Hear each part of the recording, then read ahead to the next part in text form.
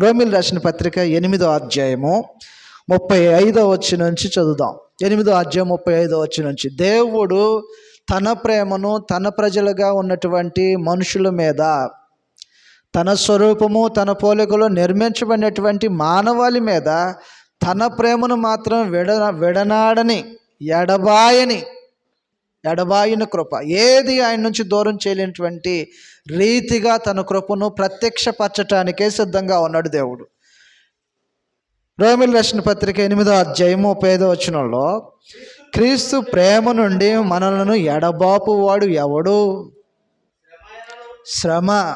ప్రేమ ఎడబాపిద్దా? ఎడబాపదంట. బాధ ఎడబాపిద్దా? బాధ ఎడబాపదు. హింస ఎడబాపుతుందా? ఎడబాపదు. కరువు ఎడబాపుతుందా? ఒకవేళ కరువు సొంత తల్లిని సొంత కొడుకుని సైతం ఎడబాపుతుంది. ఒక తల్లిని ఒక బిడ్డను కరువు వేరు చేస్తుందంటే వేరు చేస్తుంది. వేరు చేసింది చరిత్రలో. కరువు ఏం చేసిందంటే తల్లిని బిడ్డను, అమితంగా ప్రేమించినటువంటి తన బిడ్డను సైతం, తన చేజేతులారా పెంచుకున్నటువంటి తన బిడ్డను సైతము ఒక తల్లిని ఒక బిడ్డను వేరు చేసింది కరువు. రాజుల 2వ గ్రంథం 6వ అధ్యాయంలో కరువులు వేరు చేస్తాయా? ప్రేమ నుంచి కరువు వేరు చేసేసిందంట.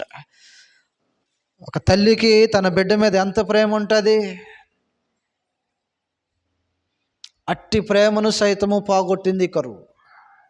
చదువుతాం గ్రంథంలో, రాజుల 2వ గ్రంథం 6వ అధ్యాయము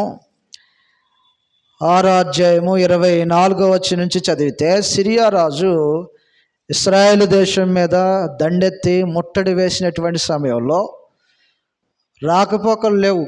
లోపలికి ఏమి అమ్మకానికి రావట్లేదు, లోపల నుంచి బయటికి ఏమి అమ్మకానికి కొనుగోలుకి వెళ్ళట్లేదు. బాగా కట్టుదిట్టమైనటువంటి భద్రతలో సిరియా బెన్హదాదు దాన్ని ముట్టడి వేసినప్పుడు కరువుతో విలపించిపోతున్నటువంటి లోపల ఉన్నటువంటి ఇశ్రాయేలు యొక్క బాధలు ఈ విధంగా కనిపిస్తూ ఉంటే చదువుతాం. 24వ వచనంలో, అటు తరువాత సిరియా రాజైన బెన్హదాదు తన సైన్యం అంతటినీ సమకూర్చుకొని వచ్చి షోమ్రోనునకు ముట్టడి వేసెను. షోమ్రోను ఇశ్రాయేల్ యొక్క రాజధాని, యెరూషలేము యోధా యొక్క రాజధాని. షోమ్రోను పట్టణము ఇశ్రాయేల్ యొక్క రాజధానిగా పేరు పొందుతున్నటువంటి ఆ దినాల్లో మెయిన్ క్యాపిటల్ సిటీని పట్టుకొని దాన్ని మొత్తాన్ని ముట్టడి వేసినప్పుడు అక్కడ ఆహార పదార్థాలు దొరకక ఆహార పదార్థాలు కాని వాటిని వెలిచ్చుకొని కొనుక్కుంటున్నారు. ఆహార పదార్థాలు కాని వాటిని అంటే ఎంత పరిస్థితి ఉందంటే, ఏదో ఒకటి తిని కడుపు నింపుకోవాలని, ఏదో ఒకటి తిని ఆఖరికి పావురపు రెట్టలు కూడా తిని కడుపు నింపుకోవాలని, పావురపు రెట్టలు తిని కడుపు నింపుకోవాలనేటువంటి దుర్గతి షోమ్రోను పట్టణంలో వెంటాడుతూ ఉంటే, అప్పుడు షోమ్రోనులో గొప్ప క్షామము కలిగి ఉండగా, క్షామము ఆహారము లేనటువంటి కరువు పరిస్థితి అది కలిగి ఉండగా, గాడిద యొక్క తల 50 రూపాయలకును అరపావు పావురపు రెట్ట 5 రూపాయలకు అమ్మబడిన. పావురపు రెట్ట ఏం చేస్తారు? పశువుల యొక్క రెట్ట, పశువుల యొక్క వేస్ట్ని ఏం చేస్తారు? పారవేసేదే కదా అది. పక్షుల యొక్క వేస్టేజ్ని ఏం చేస్తారు? అది పారవేసేదే. పావురపు రెట్ట ఎంత వేలకు కొంటున్నారు?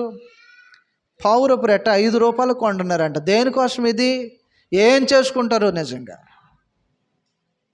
ఆకలి తీర్చుకోవాలనే. గాడిద తల తినటానికి ఉపయోగపడేది అంటే అది తినటానికి ఉపయోగపడేది కాదు, తినే వస్తువు కాదు అది.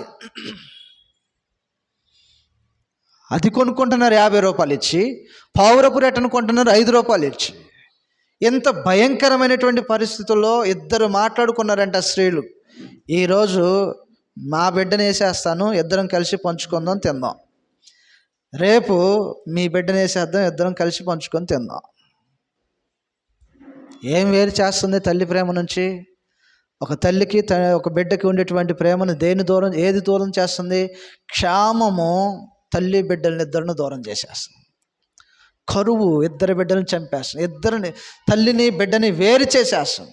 కింద భాగంలో చదువుతుంది చూడండి, 27వ వచనంలో 28వ వచనంలో ఇలాగని రాయబడి ఉంటుంది. 28, నీ విచారమునకు కారణమేమని అడగగా అది, ఈ స్త్రీ నన్ను చూసి నేటి ఆహారమునకు నీ బిడ్డనిమ్ము, రేపు మనము నా బిడ్డను భక్షించుదాం. నా బిడ్డను రేపు తిందాం, ఈరోజు నీ బిడ్డను తిందాం.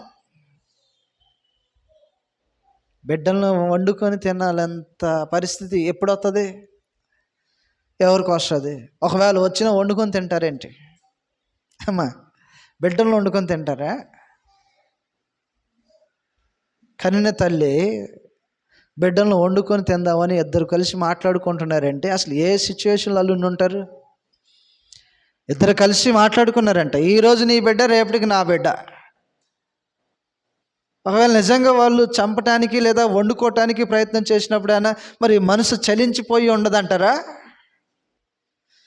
కంటి వెంబటి వేదన, హృదయంలో ఆవేదన, ఆ బిడ్డ ప్రాణాలు తీస్తున్నప్పుడు కానీ, ఆ బిడ్డను వండుతున్నప్పుడు కానీ ఒక తల్లి మనసు ఎట్టి రీతిలో చలించిపోయి ఉంటుందో.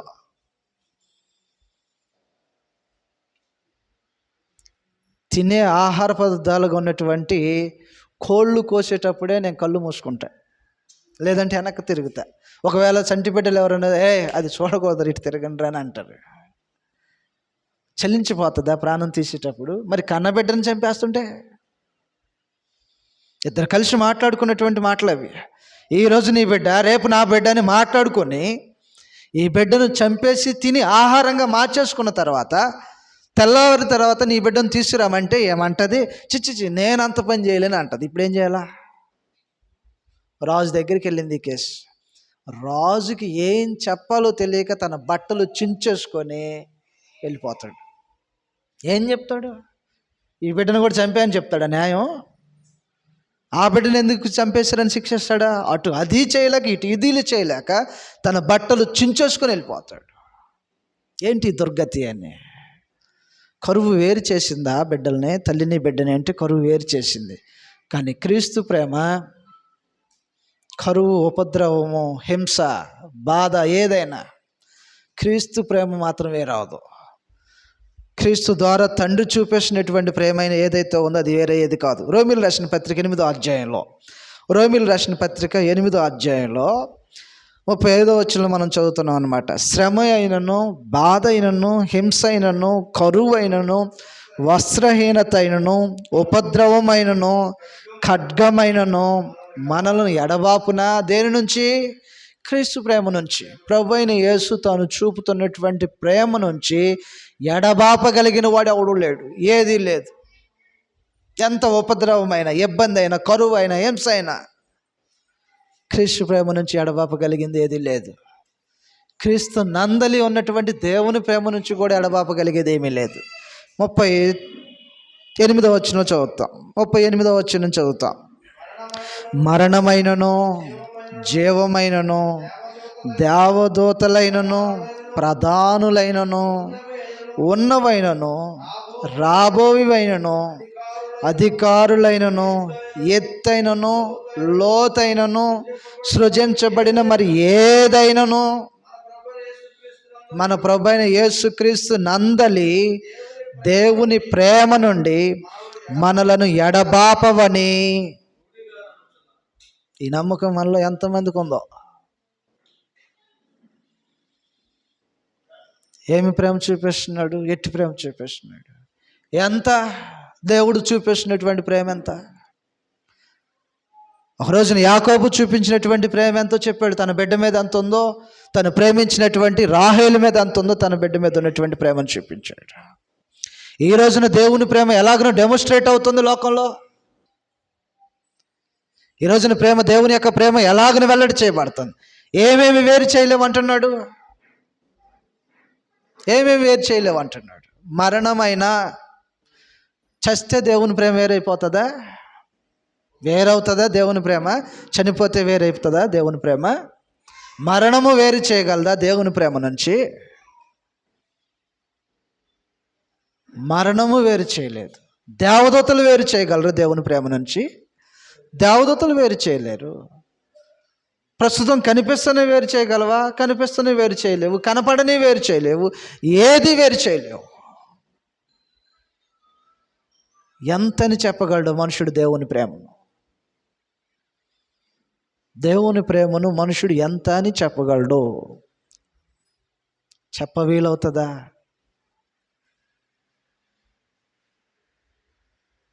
ఒక తండ్రి ఒక బిడ్డను అడగవచ్చు, మీ అమ్మ మీ నాయనకి నీ మీద ఎంత ప్రేమ ఉంది అంటే చెప్తుంది. ఒక బిడ్డను అడిగితే చెప్తుంది, తన తండ్రి తన మీద ఎంత ప్రేమ చూపిస్తున్నాడో చెప్తుంది. మా నాయనకి నేను చాలా ఇష్టం అండి, నాకు ఇది చేశాడు, అది చేశాడు, ఇది చేశాడు. ఆయన బ్రతికున్నంత కాలం అసలు మాకు ఏ లోటు లేకోకుండా చేశాడు. బ్రతికున్నంత కాలము ఏ లోటు లేకోకుండా చేశాడు.